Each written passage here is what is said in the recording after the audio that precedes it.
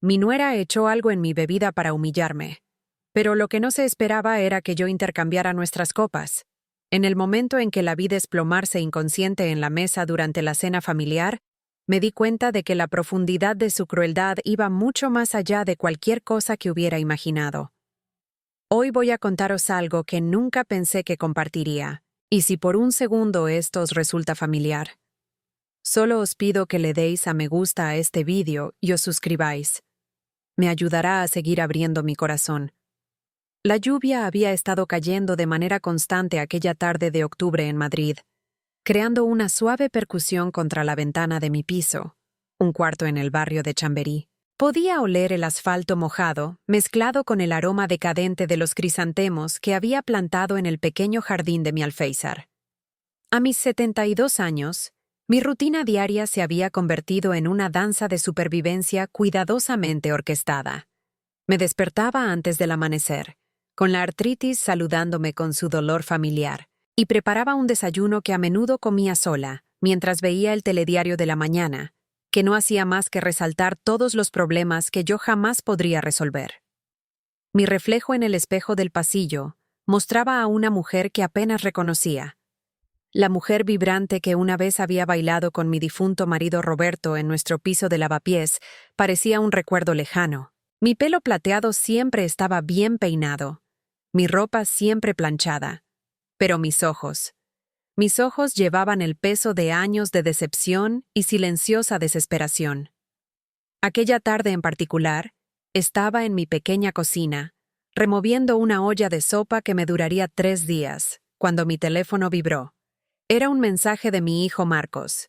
Mamá, cena familiar en nuestra casa mañana por la noche. Sara quiere hablar de algo importante con todos. A las 9.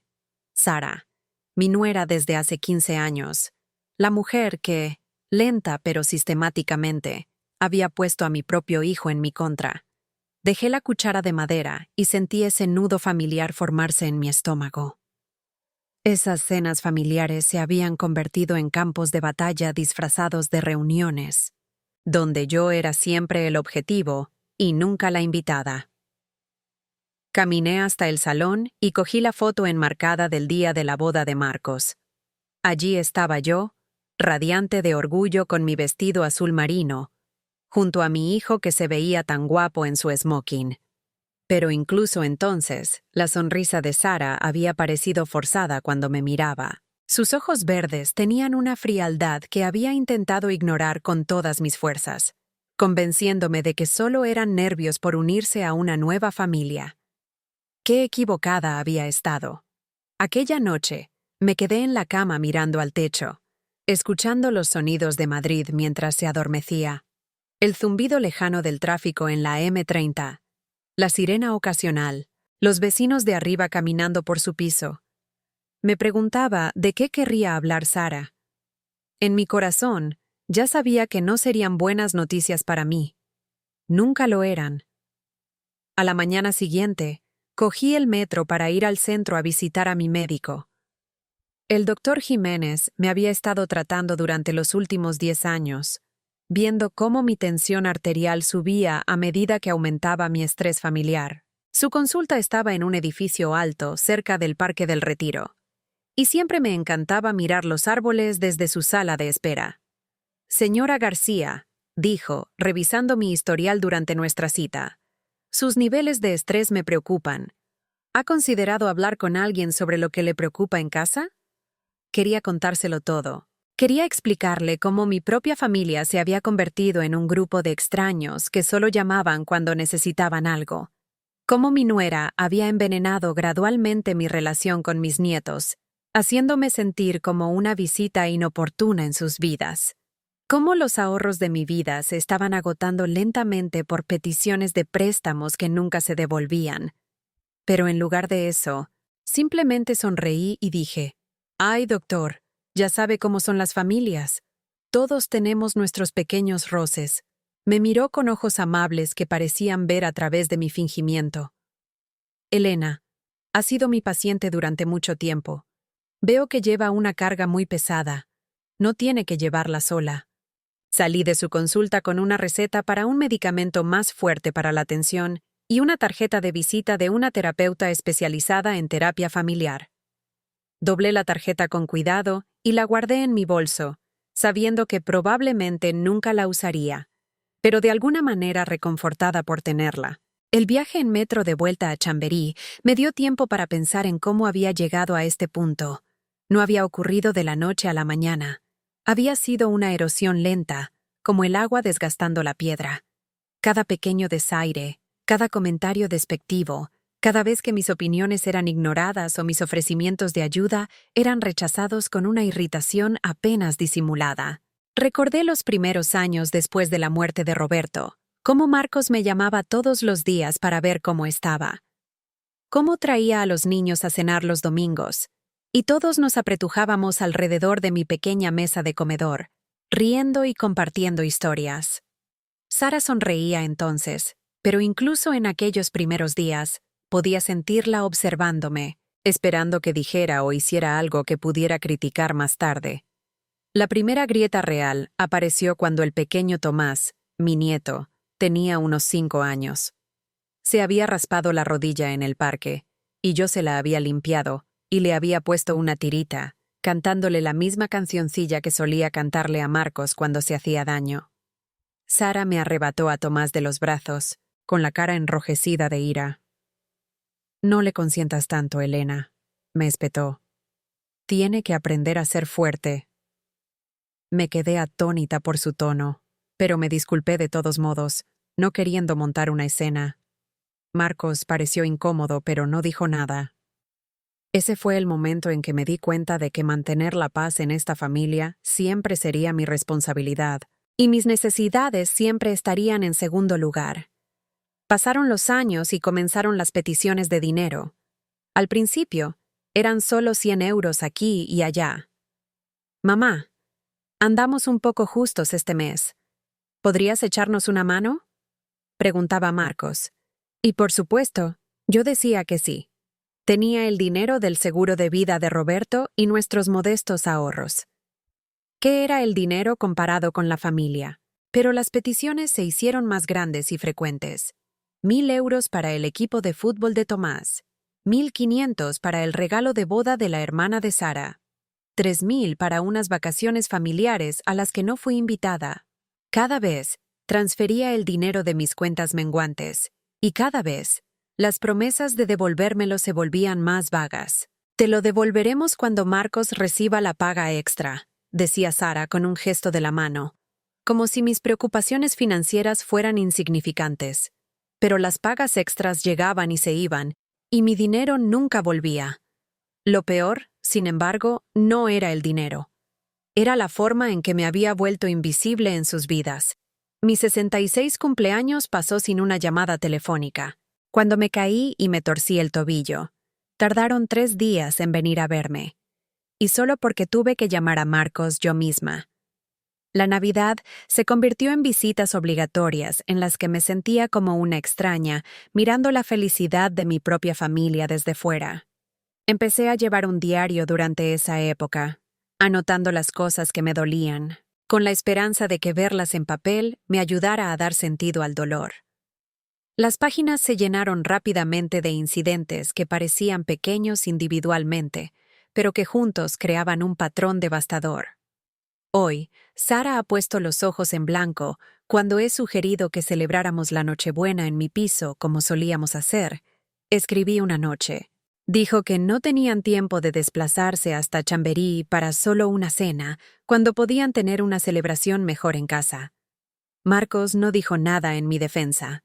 Tomás preguntó si podía quedarse a dormir conmigo el próximo fin de semana. Leía otra entrada. Estaba tan emocionada que empecé a planear actividades que podríamos hacer juntos. Pero Sara dijo que estaba demasiado ocupado con sus amigos y los deportes. Cuando me ofrecía recogerlo de su partido y pasar solo unas horas juntos, me dijo que estaba siendo absorbente y haciendo sentir culpable a todo el mundo. La palabra absorbente se convirtió en su arma favorita contra mí. Si llamaba demasiado a menudo, era absorbente.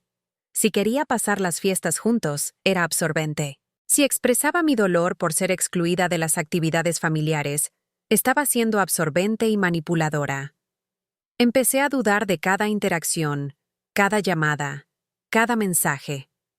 ¿Realmente estaba pidiendo demasiado? ¿Querer formar parte de la vida de mi hijo era realmente tan irrazonable? La duda se deslizó como un veneno, haciéndome cuestionar mis propias percepciones y necesidades. Mi amiga Ruth, del Centro Cultural, notó el cambio en mí. Ruth también era viuda, pero parecía haber encontrado una manera de mantener su dignidad y alegría a pesar de sus pérdidas.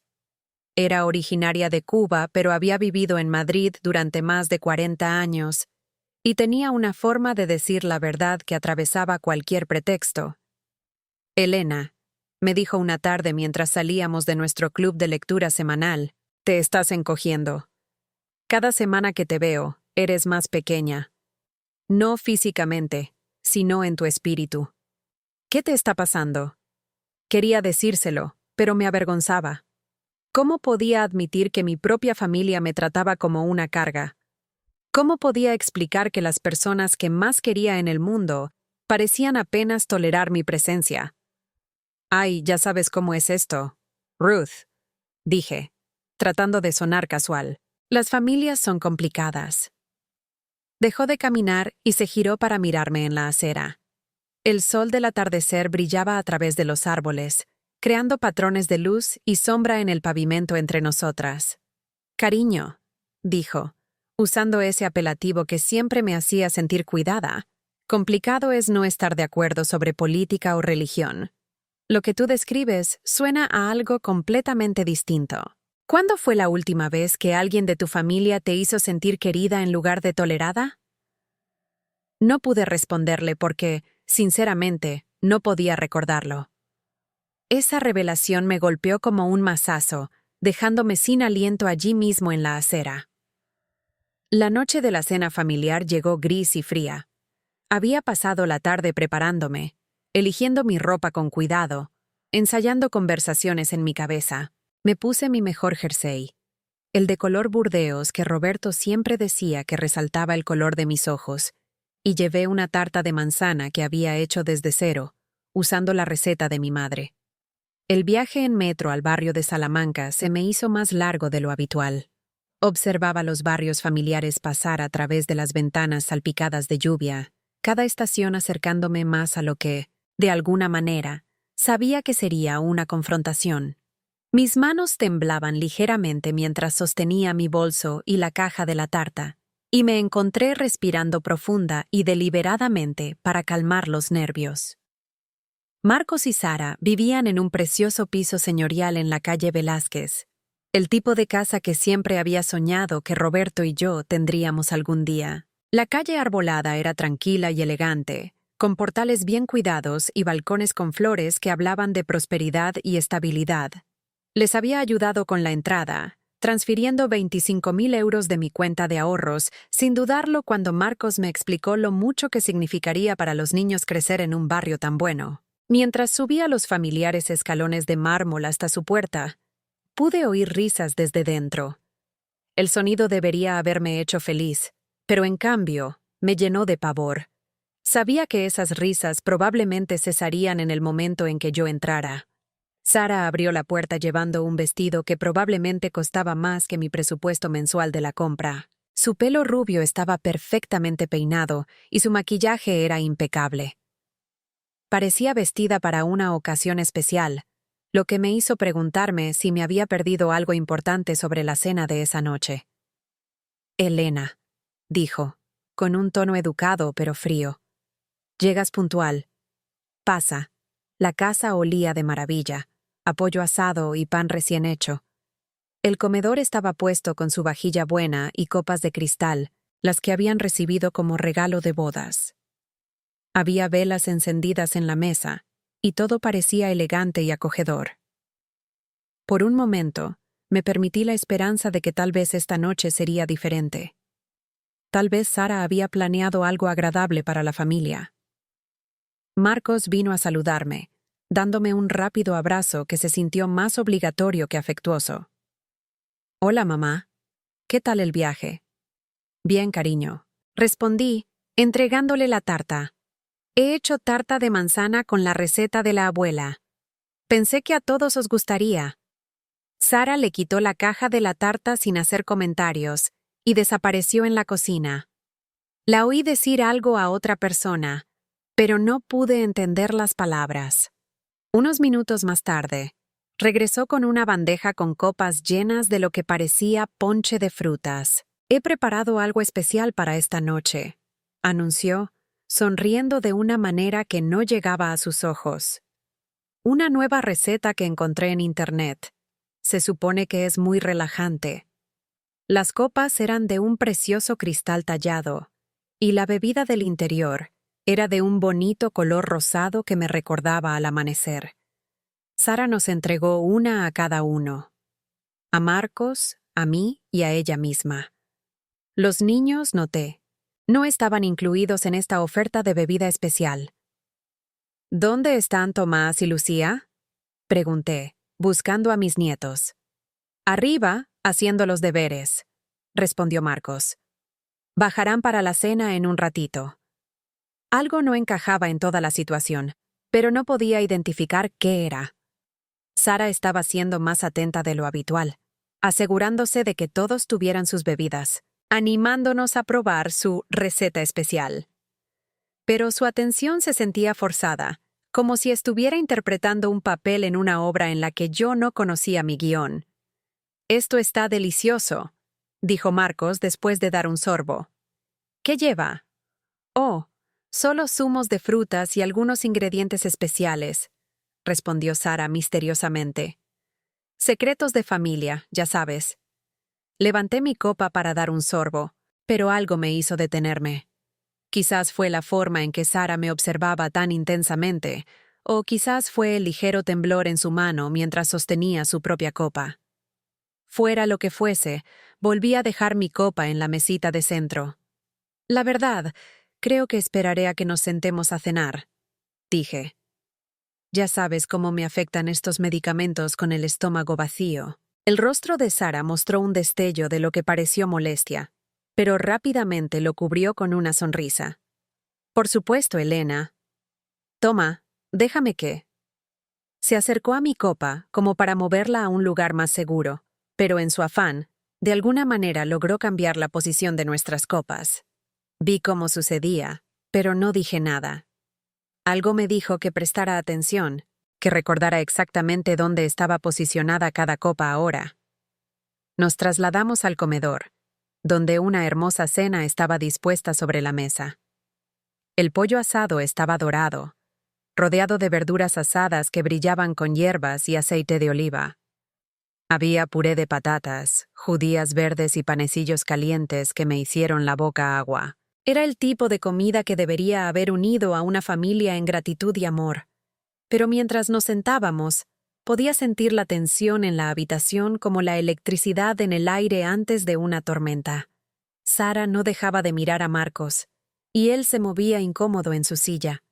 Se estaban comunicando sin palabras, de la manera en que lo hacen las parejas cuando están planeando algo juntos.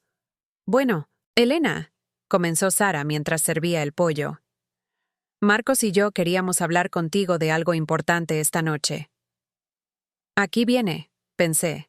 Cogí mi copa, la que ahora me daba cuenta de que era originalmente la de Sara, y di un pequeño sorbo.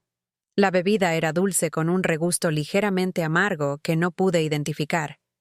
«Hemos estado pensando en el futuro», continuó Marcos, sin mirarme a los ojos, «en lo que es mejor para todos».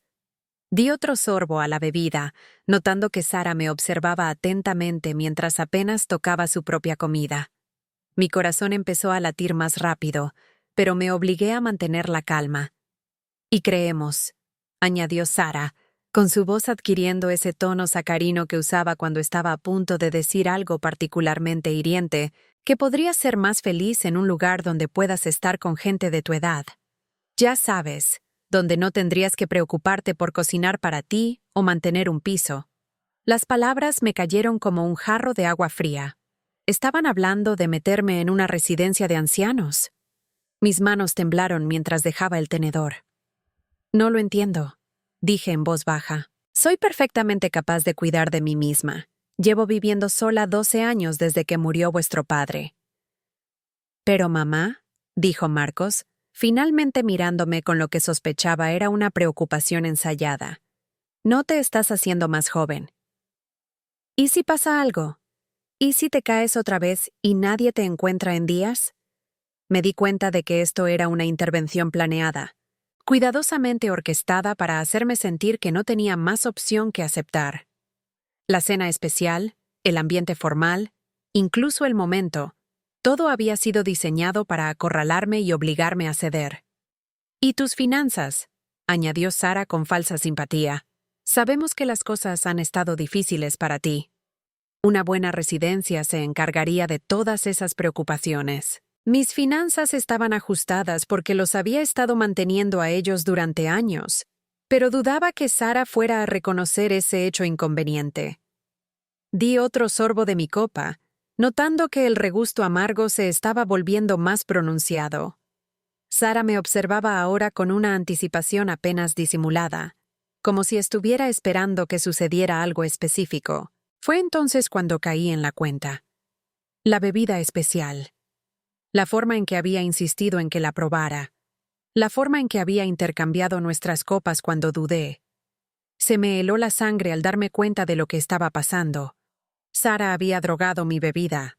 Planeaba drogarme, probablemente para hacerme parecer confusa o inestable, para respaldar su argumento de que necesitaba ser internada. La crueldad de aquello me dejó sin aliento. Mi propia nuera estaba dispuesta a envenenarme para conseguir lo que quería. Pero había cambiado nuestras copas en su afán por asegurarse de que yo bebiera, lo que significaba que ahora ella estaba consumiendo lo que sea que había preparado para mí. Continué bebiendo lentamente de la que originalmente era su copa, observando cómo comenzaba a mostrar sutiles signos de malestar. Sus mejillas se estaban sonrojando y se tocaba la frente constantemente como si le doliera la cabeza. «Sara, ¿te encuentras bien?», pregunté con genuina preocupación, a pesar de lo que ahora sospechaba que había planeado para mí. «Estoy bien», espetó, pero sus palabras sonaron ligeramente arrastradas. «Centrémonos en lo importante.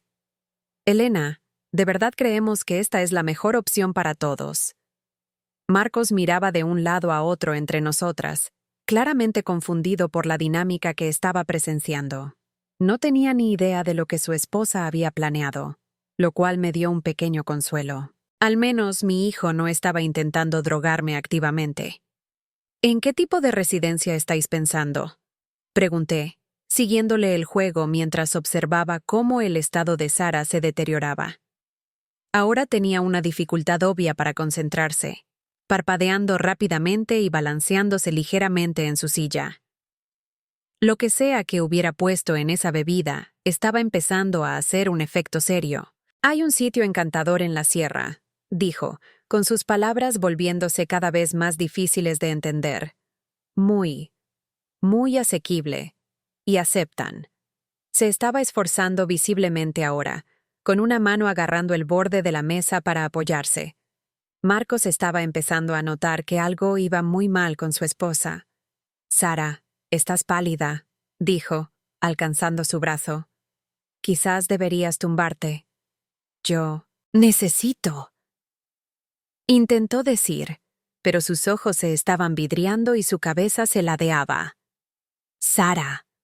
Marcos se levantó de un salto de su silla mientras su esposa se desplomaba de repente hacia adelante. Su cabeza por poco no golpeó su plato al perder el conocimiento por completo. El silencio en la habitación era ensordecedor. Marcos la estaba sacudiendo por los hombros, intentando despertarla, mientras yo permanecía sentada, perfectamente quieta, entendiendo exactamente lo que acababa de suceder. «¡Mamá! ¡Llama al 112!», gritó Marcos, pero yo seguí sentada, mirando a la mujer inconsciente que acababa de intentar drogarme. «En un momento», dije con calma. «Primero, creo que necesitas entender lo que acaba de pasar aquí». Marcos me miró con los ojos desorbitados. «¿De qué estás hablando? Mi mujer acaba de desmayarse. Tenemos que llevarla a un hospital». Cogí la copa de Sara, la que se suponía que ella debía beber, y se la mostré. Marcos, tu mujer drogó esta bebida. Tenía la intención de que yo la bebiera, probablemente esperando que me volviera confusa o incoherente para que pensaras que era incompetente. Eso es una locura, dijo, pero su voz carecía de convicción. Sara no haría algo así. Cambió nuestras copas accidentalmente cuando no la bebí de inmediato, continué. Lo que sea que puso aquí para hacerme parecer inestable, se lo acaba de tomar ella misma. Pude ver las piezas encajando en su mente. La bebida especial que solo se sirvió a los adultos, la insistencia de Sara en que la probara, su intensa concentración al observarme beber, su extraño comportamiento durante toda la noche. Tenemos que mirar en su bolso, dije, levantándome con calma. Sospecho que encontraremos la sustancia que usó. Marcos me miró fijamente durante un largo momento, luego a su esposa inconsciente, y de nuevo a mí. Lentamente, caminó hacia la encimera de la cocina donde Sara había dejado su bolso. Con manos temblorosas, lo abrió y rebuscó en su contenido. Su rostro se puso blanco como la cera cuando sacó un pequeño frasco de pastillas con receta que claramente no estaba a nombre de Sara. La etiqueta mostraba que era un sedante potente, del tipo que haría que alguien pareciera desorientado y confuso. «Dios mío», susurró. «Mamá, yo no lo sabía. Juro que no sabía lo que estaba planeando». Miré a mi hijo, viéndolo de verdad por primera vez en años. Él no era el cómplice manipulador en este plan. Era otra víctima de la manipulación de Sara, al igual que yo. Nos había estado enfrentando, haciéndole creer que me estaba convirtiendo en una carga mientras planeaba orquestar mi caída. «Llama a la ambulancia», le dije con suavidad. «Necesita atención médica. Y luego tú y yo necesitamos tener una conversación muy larga sobre lo que ha estado pasando en esta familia». Mientras Marcos marcaba el 112, cogí mi teléfono y llamé a Ruth. Necesitaba que alguien de confianza viniera y fuera testigo de lo que acababa de ocurrir. «Ruth», dije cuando contestó, «necesito que vengas al barrio de Salamanca ahora mismo. Ha pasado algo terrible, pero creo que también podría ser el comienzo de algo mejor». Los sanitarios llegaron en 10 minutos, y Sara fue trasladada de urgencia al hospital. El sedante que había tomado era lo suficientemente potente como para requerir supervisión médica, pero los médicos nos aseguraron que se recuperaría por completo. Marcos fue en la ambulancia con ella, dejándome sola en su casa con mis pensamientos. Me senté en su salón, rodeada de fotos de la familia de la que había intentado con tanto esfuerzo formar parte. Pero ahora veía estas imágenes con nuevos ojos. ¿En cuántas de ellas parecía Sara genuinamente feliz de tenerme allí? ¿En cuántas era real su sonrisa cuando me miraba? Ruth llegó justo cuando Marcos regresaba del hospital. Echó un vistazo a mi cara e inmediatamente comprendió que algo que cambiaba la vida había ocurrido. «Dejan a Sara en observación esta noche», nos dijo Marcos, dejándose caer en un sillón como un hombre que hubiera envejecido 10 años en una tarde. «Los médicos dicen que estará bien, pero...». Me miró con lágrimas en los ojos. «Mamá, lo siento muchísimo. No tenía ni idea de que fuera capaz de algo así». «Háblame de la conversación sobre la residencia», dije en voz baja. «¿Fue idea suya?». Asintió miserablemente. «Lleva meses hablando de ello, diciendo que te estabas convirtiendo en una carga demasiado grande, que llamabas demasiado a menudo y esperabas demasiado de nosotros. Dijo que estabas manipulando a los niños con regalos e intentando hacerme sentir culpable por no pasar más tiempo contigo. Cada palabra era como un cuchillo en mi corazón, no por la crueldad, sino porque podía ver con qué habilidad Sara había manipulado la narrativa. Había tomado mi amor por mi familia y lo había retorcido hasta convertirlo en algo feo y pesado. Había hecho que mi hijo viera mi afecto como manipulación y mis necesidades como irrazonables. «¿Y el dinero?», pregunté. Marcos parecía avergonzado. Dijo que lo ofrecías libremente, que querías ayudar y que pedírtelo de vuelta heriría tus sentimientos. Dijo que te satisfacía sentirte necesaria económicamente. Ruth escuchaba todo esto con la expresión de alguien que asiste a una clase magistral de abuso psicológico. Esa mujer, dijo finalmente, es peligrosa. Y no me refiero solo a las drogas. Durante las siguientes horas, mientras esperábamos noticias del hospital, toda la magnitud de la manipulación de Sarah quedó clara. Me había estado aislando sistemáticamente de mi hijo y mis nietos mientras me desangraba económicamente. Cada petición de dinero había ido acompañada de un sutil chantaje emocional, haciéndome sentir culpable incluso por pensar en decir que no. Cada invitación excluida se había justificado como una forma de protegerme de sentirme abrumada o aburrida. Me dijo que en realidad no disfrutabas de las reuniones familiares, admitió Marcos. Dijo que solo venías por obligación y que serías más feliz si no te presionáramos para asistir a todo. Pensé en todos los cumpleaños y festivos que había pasado sola, creyendo que mi familia simplemente no me quería allí, cuando en realidad Sarah había estado trabajando activamente para excluirme. ¿Y los nietos?, pregunté. Dijo que eras demasiado mayor para seguirles el ritmo, que no era justo cargarte con la responsabilidad de cuidarlos o hacer actividades. Me convenció de que pedirte ayuda era aprovecharse de ti. Me di cuenta de que Sarah había estado jugando a largo plazo, erosionando gradualmente mi lugar en la familia, mientras hacía creer a todos que nos estaba protegiendo tanto a mí como a ellos. Era una sofisticada guerra psicológica disfrazada de consideración. Los niños, Tomás y Lucía, bajaron sobre las 10, confundidos por qué su madre no estaba allí para arroparlos. Marcos tuvo que explicarles que mamá no se encontraba bien y que se quedaba en el hospital esa noche. ¿Puede la abuela Elena leernos un cuento?, preguntó Lucía, y mi corazón casi se rompió ante esa simple petición. ¿Cuándo fue la última vez que uno de mis nietos me había pedido hacer algo con ellos? Mientras estaba sentada en la cama de Lucía leyendo El Principito, con Tomás acurrucado a mi lado, me di cuenta de cuánto había echado de menos estos momentos.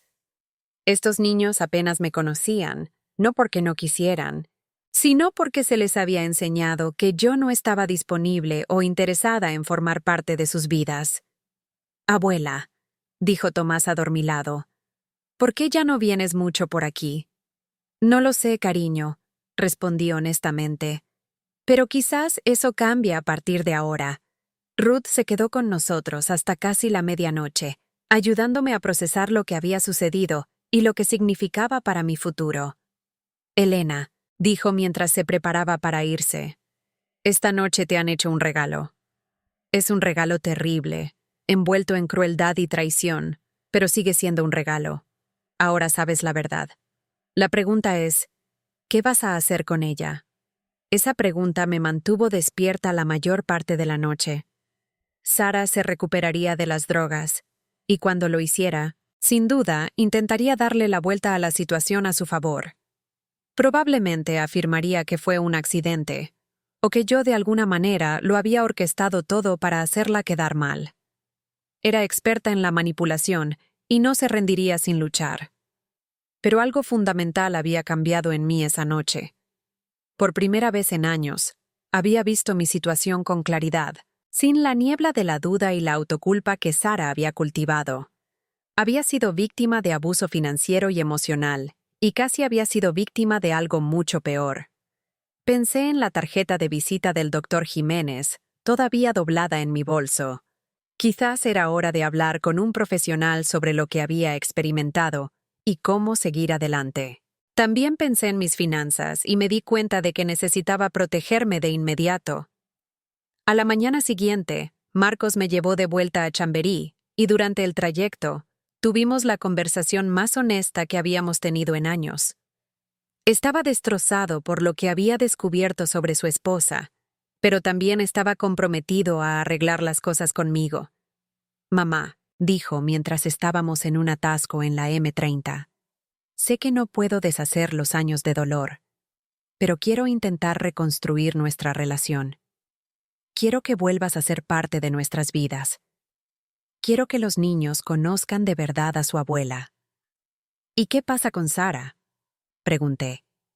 Es tu esposa y la madre de tus hijos. No seré la razón por la que vuestro matrimonio se acabe. Se quedó en silencio un buen rato antes de responder. No sé si nuestro matrimonio puede sobrevivir a esto. Lo que hizo anoche. No solo estuvo mal, fue criminal. Y si me ha estado manipulando durante años sobre ti, ¿de qué más me ha estado mintiendo? De vuelta en mi piso, me senté en la mesa de la cocina con una taza de té y observé de verdad mi casa por primera vez en meses. Era un lugar pequeño, pero era mío. Los muebles tenían recuerdos incorporados. Las fotos en las paredes contaban la historia de una vida vivida plenamente, a pesar de las penas recientes. Los libros en mis estanterías representaban intereses y curiosidades de los que Sara me había hecho sentir avergonzada. Saqué la tarjeta de visita que me había dado el doctor Jiménez y marqué el número de la terapeuta. Era hora de empezar a sanar de años de abuso psicológico, y sabía que no podía hacerlo sola. ¿Doctora Martínez? Dije cuando la recepcionista me pasó la llamada. Mi nombre es Elena García, y creo que necesito ayuda para entender lo que me ha estado pasando. Esa llamada fue el comienzo de mi verdadera recuperación. La doctora Martínez se especializaba en el maltrato a personas mayores, y me ayudó a comprender que lo que había experimentado era más común de lo que imaginaba. La explotación financiera de familiares mayores era un problema creciente, y la manipulación psicológica que a menudo la acompañaba podía ser devastadora. Elena, me dijo durante nuestra primera sesión, has sido sometida a una campaña sistemática diseñada para hacerte cuestionar tu propio valor y percepción de la realidad. Lo que pasó con la bebida drogada fue solo el ejemplo más extremo de un patrón que ha estado ocurriendo durante años. Me ayudó a ver que mi deseo de estar cerca de mi familia no era absorbente ni irrazonable. Mi generosidad financiera no era consentir ni una tontería. Mi dolor por ser excluida no era ser demasiado sensible o dramática. Había estado respondiendo normalmente a un trato anormal. Más importante aún, me ayudó a entender que tenía opciones. No tenía que aceptar ser tratada mal solo para mantener las relaciones familiares. Podía establecer límites y exigir respeto, incluso si eso significaba que algunas personas se sentirían incómodas con los cambios. El primer límite que establecí fue financiero. Fui a mi banco y abrí nuevas cuentas que requerían mi permiso explícito para cualquier retirada de dinero. Informé a Marcos de que no habría más préstamos ni rescates financieros, sin importar la razón o la urgencia. Cuando Sara regresó a casa del hospital, inmediatamente pasó a la ofensiva, afirmando que yo la había drogado de alguna manera para hacerla quedar mal. Le dijo a cualquiera que quisiera escucharla que me estaba volviendo mentalmente inestable y peligrosa. Incluso sugirió que se me debería investigar por maltrato hacia ella. Pero las pruebas contaban una historia diferente. El frasco de pastillas encontrado en su bolso, los testigos que la habían visto cambiar nuestras copas, la cronología de los eventos que mostraba claramente que se había drogado a sí misma accidentalmente. Sus acusaciones cayeron en oídos cada vez más sordos a medida que la gente se daba cuenta de la verdad de lo que había sucedido. Marcos se encontraba en una posición imposible, pero hay que reconocer que se aferró a los hechos en lugar de a la versión de su esposa. Esto condujo a peleas cada vez más intensas entre ellos. Peleas que los niños no podían evitar escuchar. «¿Papá?», me preguntó Lucía una tarde que estaba de visita. «¿Por qué mamá está tan enfadada todo el tiempo ahora?». Me di cuenta de que mi presencia estaba creando más estrés para estos niños inocentes, no menos. Por mucho que quisiera formar parte de sus vidas, no podía ser la fuente de un conflicto constante en su hogar. Tomé una de las decisiones más difíciles de mi vida. Le dije a Marcos que me alejaría del contacto regular hasta que él y Sara resolvieran sus problemas matrimoniales. Estaría disponible siempre que me necesitara, pero no sería la cuña que dividiera a su familia. «Mamá, tienes todo el derecho a estar enfadada con ella», dijo Marcos. «No tienes que proteger sus sentimientos». «No estoy protegiendo sus sentimientos», respondí. «Estoy protegiendo el bienestar emocional de tus hijos. Y estoy protegiendo mi propia paz mental». He aprendido que no puedo controlar las decisiones de otras personas, pero sí puedo controlar mis propias respuestas a ellas. Esta decisión de dar un paso atrás no fue por rendirme o ceder. Fue por elegir mis batallas y proteger mi energía para las relaciones y actividades que realmente me nutrían. Empecé a pasar más tiempo con Ruth y los amigos que había hecho en el centro cultural. Me apunté a una clase de acuarela, algo que siempre había querido probar pero que nunca sentí que tuviera permiso para hacer. Hice excursiones de un día a museos en el centro, redescubriendo la ciudad en la que había vivido toda mi vida, pero que rara vez exploraba. En una tarde de primavera particularmente hermosa, Ruth y yo paseábamos por el Retiro después de visitar el Museo del Prado. Los cerezos estaban en flor, y las familias disfrutaban de picnics y juegos al aire libre por todas partes. «Mírate», dijo Ruth, sonriéndome mientras encontrábamos un banco con vistas al estanque. «Estás radiante, Elena. Pareces 10 años más joven que hace 6 meses». Tenía razón. Me sentía más ligera, tanto física como emocionalmente. El nudo constante de ansiedad en mi estómago había desaparecido. Dormía mejor por la noche. Incluso volvía a disfrutar de la comida, tomándome tiempo para cocinar platos que realmente quería comer en lugar de simplemente seguir los movimientos de supervivencia. Nunca me di cuenta de cuánta energía gastaba tratando de hacer felices a los demás, le dije, o de la poca energía que me quedaba para mi propia felicidad. ¿Y ahora?, preguntó ella.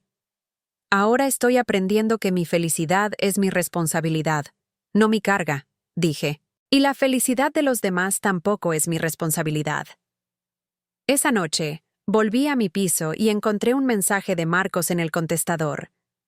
Mi corazón empezó a acelerarse de inmediato, preguntándome si habría alguna emergencia con los niños. Pero cuando puse el mensaje, su voz sonaba tranquila. «Hola, mamá. Solo quería que supieras que Sara y yo nos vamos a divorciar. Se ha mudado con su hermana por ahora, y los niños y yo estamos bien. Cuando estés lista, nos encantaría que vinieras a cenar. Sin planes ocultos, sin dramas, solo tiempo en familia. Te quiero».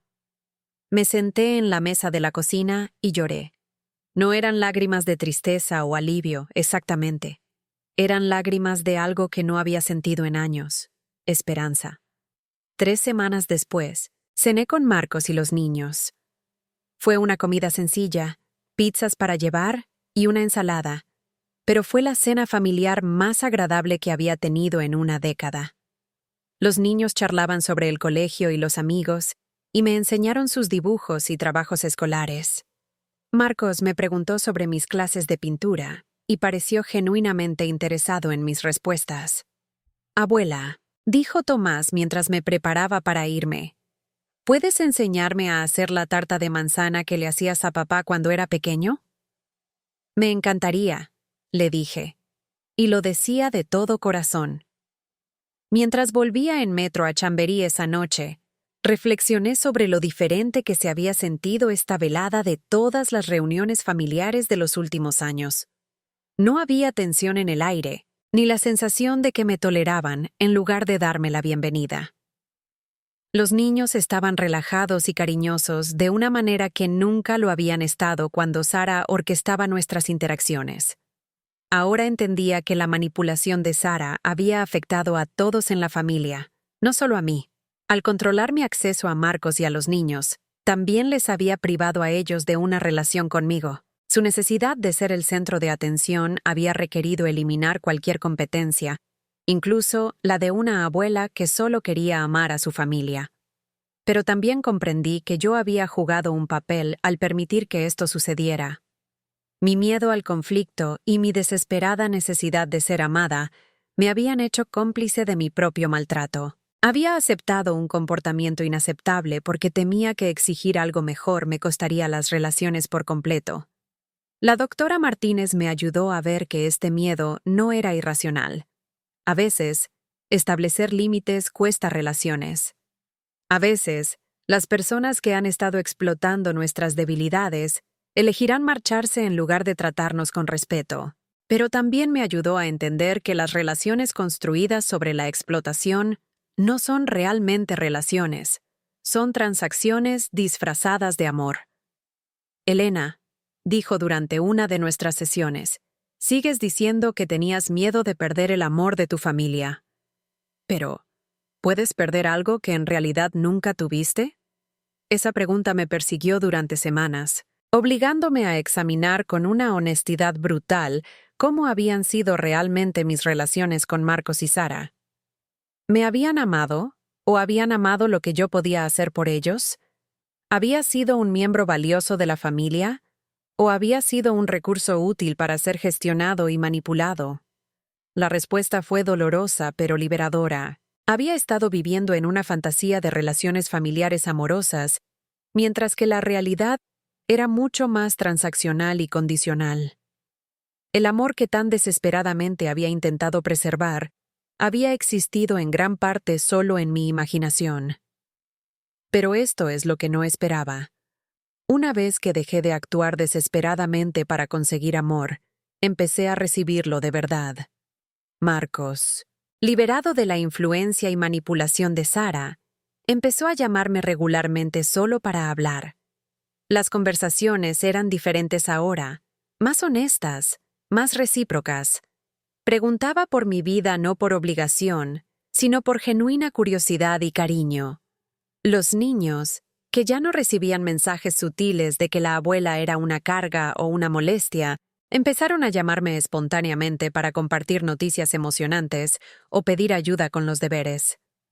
Tomás y yo empezamos a tener sesiones regulares de repostería, donde él aprendía recetas familiares mientras yo aprendía sobre sus esperanzas y sueños. Lucía descubrió que yo había sido una ávida lectora toda mi vida y empezó a pedirme recomendaciones de libros. Empezamos un club de lectura abuela-nieta, leyendo los mismos libros y comentándolos mientras tomábamos un helado en el centro. Estas relaciones se sentían completamente diferentes de las interacciones forzadas de años anteriores. Había una facilidad y naturalidad en ellas que había estado echando de menos sin siquiera darme cuenta. Unos 8 meses después del incidente de la cena, recibí una llamada inesperada de Sara. Había estado viviendo con su hermana en Majadahonda desde la separación, y según Marcos, estaba luchando con la realidad del divorcio y sus implicaciones financieras. Elena, dijo, su voz más débil y menos segura de lo que recordaba, me preguntaba si podríamos hablar. Sé que cometí algunos errores y me gustaría intentar arreglar las cosas. Mi primer instinto fue colgar el teléfono. Esta mujer había intentado drogarme y había pasado años destruyendo sistemáticamente mis relaciones con mi familia. Pero la doctora Martínez había estado trabajando conmigo en la diferencia entre el perdón y la reconciliación. Y tenía curiosidad por escuchar lo que Sara tenía que decir. Nos encontramos en una cafetería en el centro, un territorio neutral que nos pareció seguro a ambas. Sara parecía cansada y mayor de lo que recordaba. La mujer segura y manipuladora que me había aterrorizado durante años parecía disminuida e insegura. Quiero disculparme, empezó, sin mirarme a los ojos. Lo que hice esa noche con la bebida fue inexcusable. Estaba desesperada y fui estúpida, y podría haberte hecho mucho daño. Esperé a que continuara, sin facilitarle las cosas con palabras tranquilizadoras o un perdón rápido. Sé que probablemente no me creerás, continuó, pero nunca tuve la intención de que las cosas llegaran tan lejos. Al principio, estaba simplemente celosa, supongo.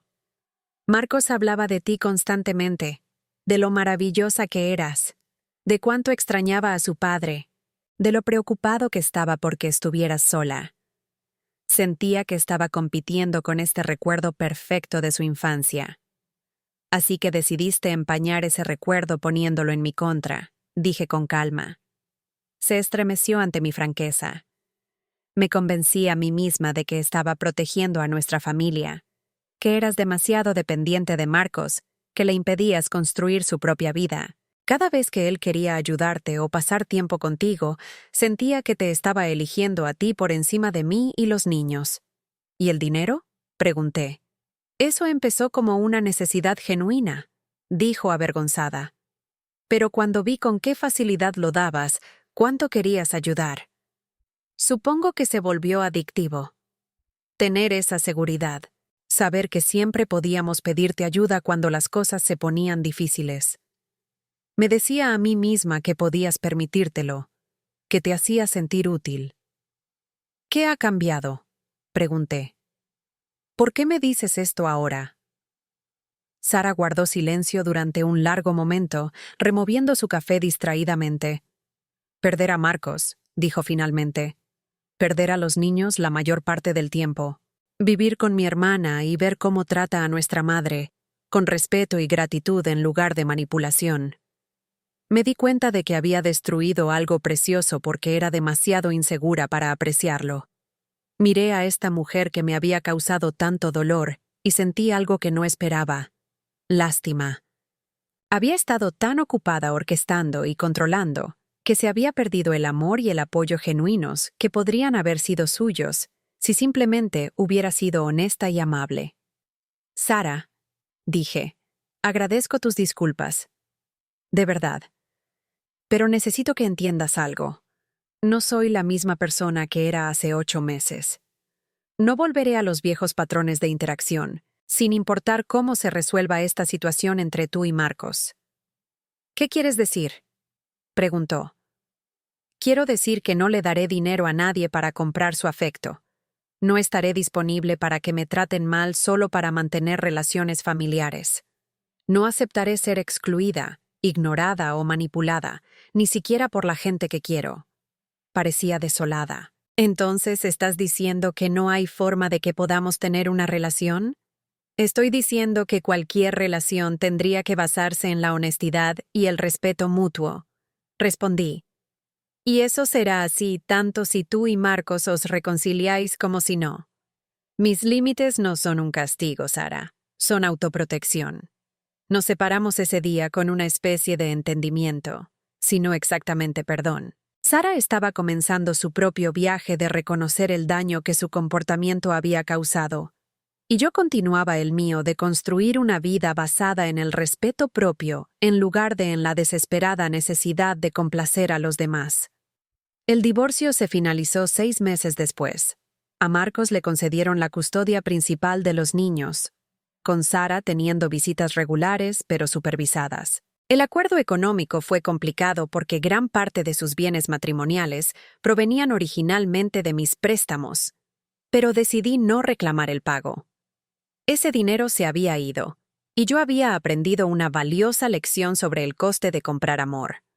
En su lugar, me centré en construir una riqueza genuina en mi vida.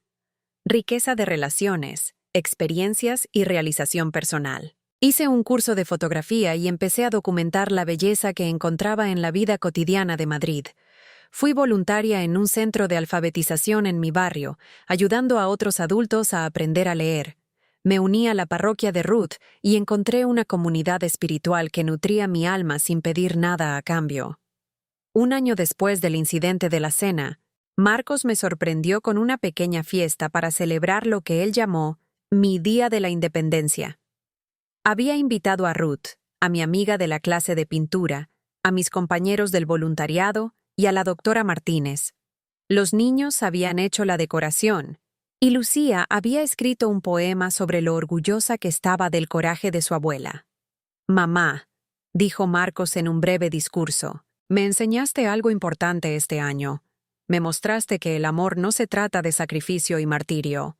Se trata de respeto y cariño genuino. Me mostraste que ser familia no le da a nadie el derecho de tratar mal a otra persona. Y me mostraste que nunca es demasiado tarde para empezar de nuevo».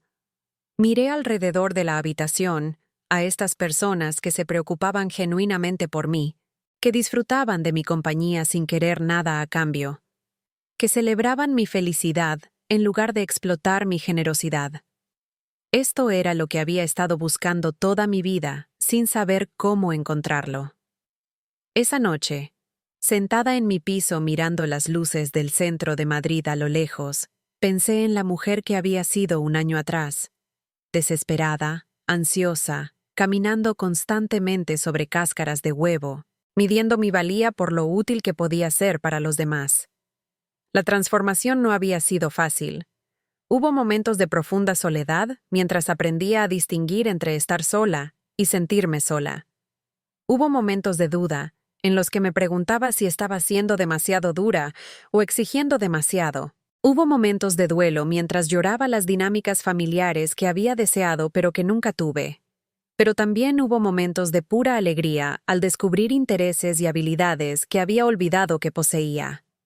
Momentos de profunda satisfacción al aprender a decir no a peticiones que no se alineaban con mis valores. Momentos de profunda paz al dejar de intentar controlar las opiniones de los demás sobre mí.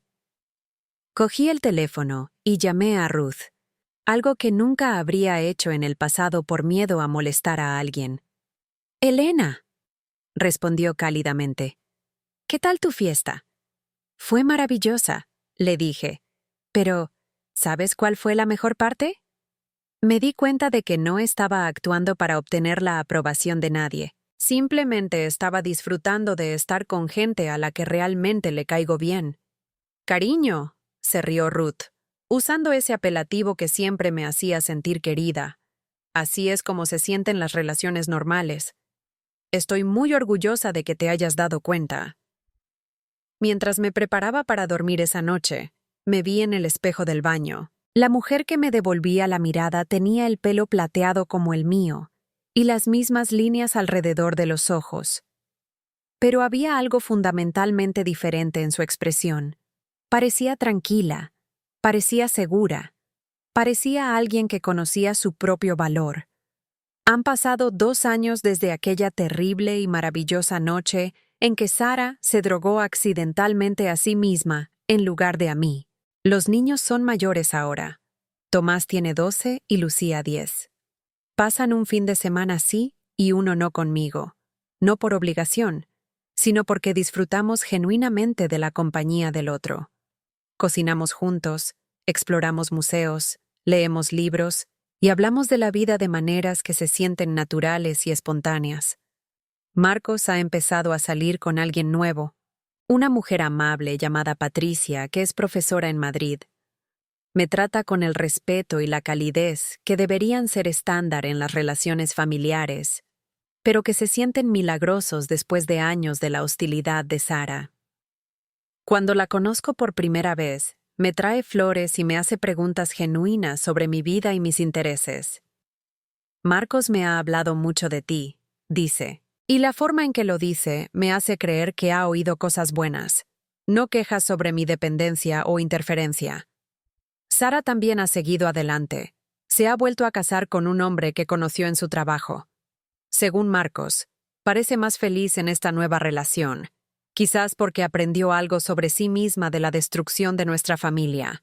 Espero sinceramente que sea cierto. No le deseo ningún mal, pero tampoco la deseo de vuelta en nuestras vidas. La doctora Martínez y yo terminamos nuestras sesiones regulares hace unos 6 meses, pero todavía la llamo ocasionalmente cuando necesito perspectiva sobre una situación particular. Me ayudó a entender que sanar del abuso psicológico es un proceso continuo, no un destino al que llegas y dejas de trabajar. Elena, me dijo durante nuestra última sesión, te has dado el mayor regalo posible.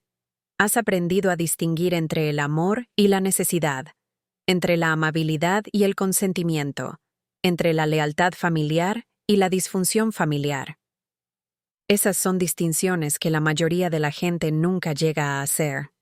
Ruth y yo seguimos siendo amigas íntimas, y se ha convertido en una especie de leyenda local por su habilidad para detectar y aconsejar a personas atrapadas en relaciones manipuladoras. Siempre atribuye a nuestra amistad el haberle enseñado a reconocer las señales antes en otras personas. Me mostraste cómo es cuando el espíritu de alguien está siendo aplastado lentamente, me dijo recientemente. Ahora, cuando veo esa misma mirada en los ojos de otras personas, sé que debo hacer más preguntas y escuchar con más atención. Mi pintura ha progresado hasta el punto de que estoy preparando una pequeña exposición en el Centro Cultural. Los cuadros son en su mayoría escenas de Madrid.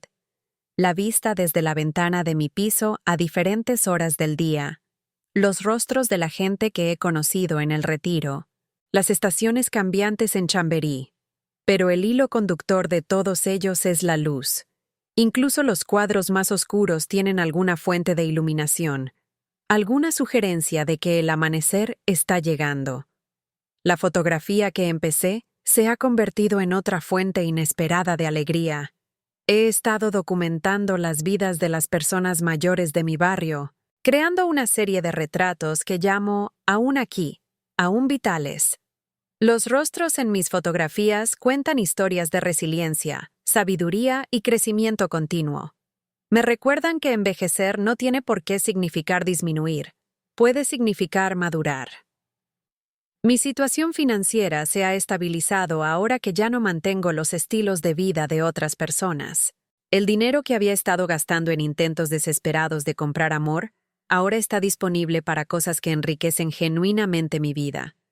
Material de arte, abonos de museos, viajes ocasionales para visitar lugares históricos que siempre quise ver. El mes pasado, hice mi primer viaje en solitario en décadas, viajando a Toledo para visitar los museos y monumentos que solo había visto en fotografías. Caminando por las salas de los museos, me sentí como una turista en mi propio país, descubriendo tesoros que habían estado allí todo el tiempo, pero que nunca me había dado permiso para explorar.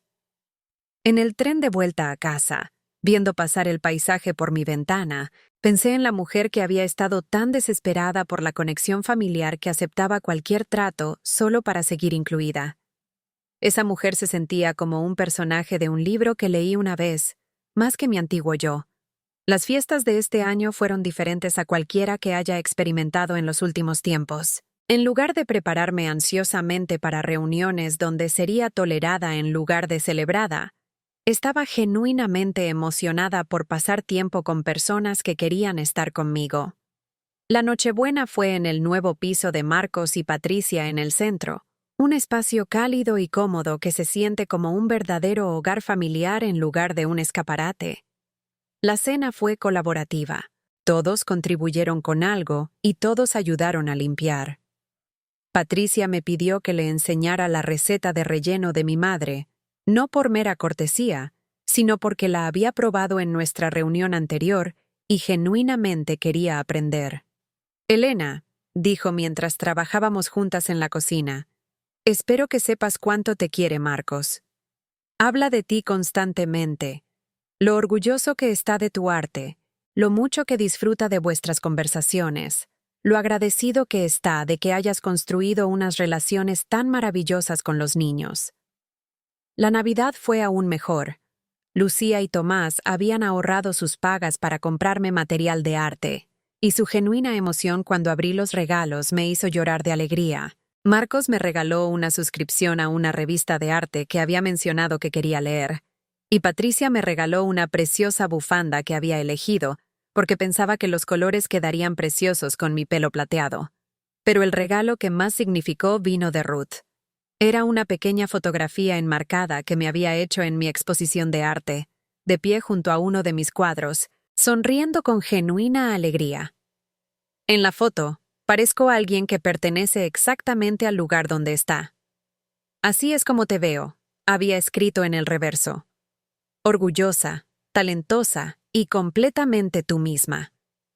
Mientras escribo esto, estoy sentada en mi piso en una fría mañana de febrero, viendo nevar sobre Madrid y pensando en el increíble viaje de los últimos 2 años.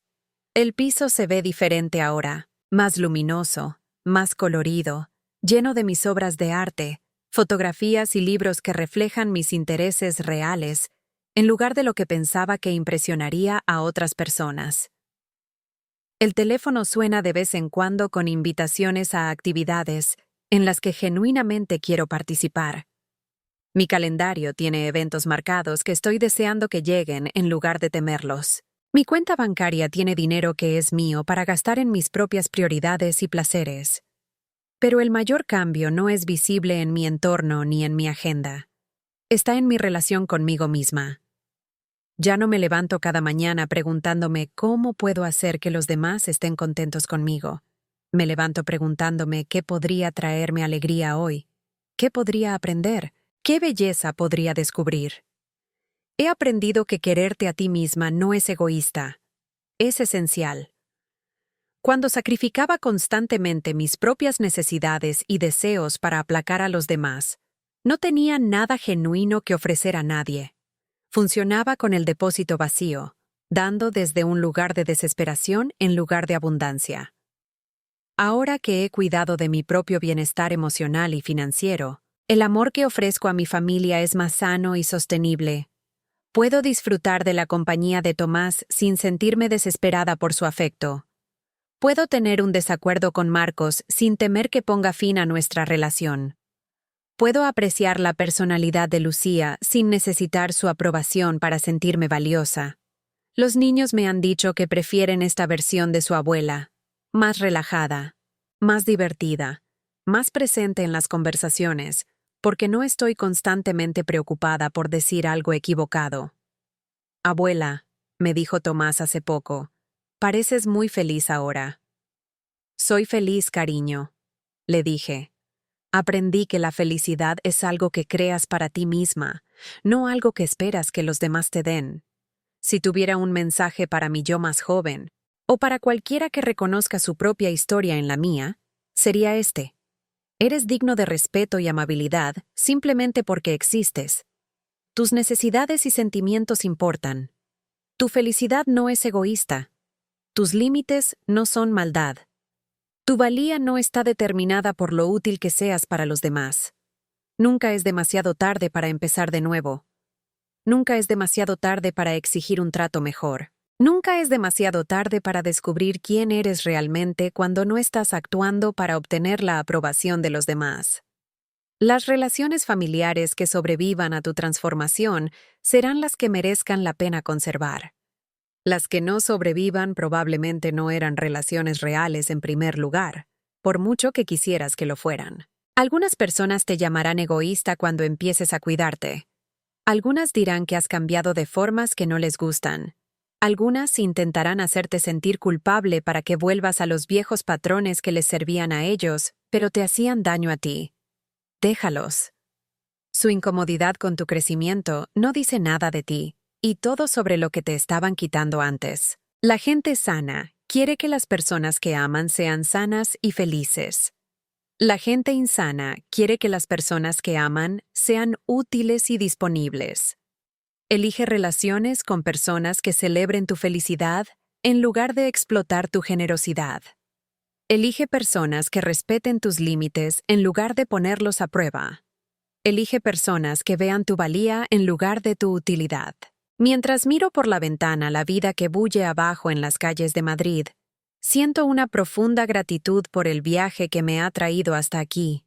Incluso las partes dolorosas fueron necesarias. Incluso la crueldad de Sara fue un regalo disfrazado, porque me obligó a despertar y ver la verdad de mi situación. Pienso en aquella terrible noche en que la vi desplomarse por su propio retorcido plan, y me doy cuenta de que en ese momento renací. No cuando ella cayó, sino cuando elegí permanecer tranquila y fuerte en lugar de desmoronarme. Cuando elegí buscar la verdad en lugar de poner excusas. Cuando elegí protegerme a mí misma en lugar de proteger a las personas que me estaban hiriendo. Esa noche, dejé de ser una víctima y me convertí en una superviviente. Y luego me convertí en algo aún mejor. Me convertí en alguien que prospera. ¿Alguna vez te has sentido invisible en tu propia familia? ¿Alguna vez te has encontrado dando y dando hasta no tener nada más que ofrecer? ¿Alguna vez te has preguntado si las personas que amas realmente te aman a ti o si solo aman lo que haces por ellas? Si algo de esto te suena familiar, por favor, que sepas que no estás solo y que no es demasiado tarde para cambiar tu historia. Comparte tus pensamientos en los comentarios. Tus experiencias importan y podrían ayudar a alguien más a darse cuenta de que no estás solo en su lucha. Y si mi historia te ha conmovido de alguna manera, por favor, dale a me gusta a este video y suscríbete. Juntos, podemos apoyarnos mutuamente para elegir la dignidad sobre la desesperación, el respeto propio sobre el autosacrificio y el amor genuino sobre la lealtad fingida. Gracias por escuchar mi historia. Gracias por verme de verdad. quizás de una manera en la que no me habían visto en años. Vuestra atención y comprensión han sido un regalo para mi corazón en proceso de sanación.